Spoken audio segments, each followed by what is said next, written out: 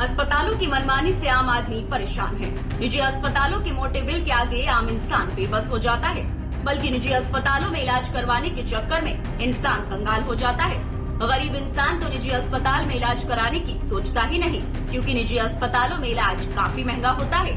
तो वहीं अब निजी अस्पतालों की मनमानी और निजी अस्पतालों में गरीबों का इलाज नहीं होने से नाराज सुप्रीम कोर्ट न सिर्फ भड़का हुआ है, बल्कि सुप्रीम कोर्ट ने तीखी टिप्पणी भी की है। सुप्रीम कोर्ट ने कहा है कि ये अस्पताल सब्सिडी पर जमीन लेकर इमारत बना लेते हैं, लेकिन फिर गरीब तबके के लिए बेड रिजर्व करने के वादे पर अमल नहीं करते। जस्टिस सुधांशु धूलिया और जस्टिस प्रसन्ना वी वराले ने नेत्र रोगों के इलाज के लिए पूरे देश में एक समान दर तय किए जाने को चुनौती देने वाली अर्जी पर ये बात कही।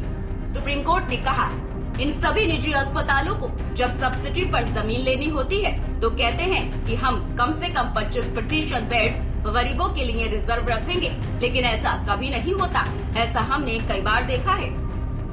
दरअसल सरकार ने नेत्र रोगों के इलाज के लिए पूरे देश में एक समान दर तय करने का फैसला लिया है। ऑल इंडिया ऑप्थेल्मोलॉजिकल सोसाइटी की ओर से अदालत में याचिका दाखिल की गई है, जिसमें कहा गया है कि स्पेशलिस्ट के रेट एक समान नहीं हो सकते। सोसाइटी ने कहा कि मेट्रो सिटीज और सुदूर गांवों में एक भी रेट नहीं हो सकता। सीनियर एडवोकेट मुकुल रोहतगी और एडवोकेट बी विजय लक्ष्मी ने सोसाइटी का पक्ष रखते हुए कहा कि सरकार का ये फैसला ठीक नहीं है। फीस में हर जगह एकरूपता ठीक नहीं है।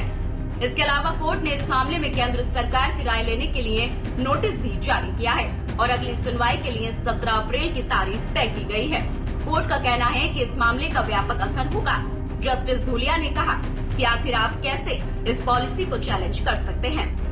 उदाहरण के तौर पर पूर्वोत्तर में स्वास्थ्य सेवाओं की दरें कम हैं और अगर इस नियम को खत्म किया गया तो फिर इस पर असर होगा।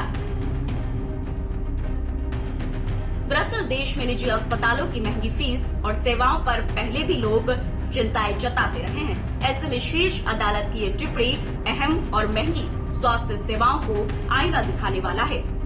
17 अप्रैल को अब इस मामले पर सुनवाई होगी। देखना होगा कि इस मामले पर अब कोर्ट का क्या फैसला आता है और गरीबों को फायदा मिलता है या नहीं। फिलहाल इस खबर में इतना ही। बाकी अपडेट्स के लिए बने रहिए न्यूज टाइम के साथ।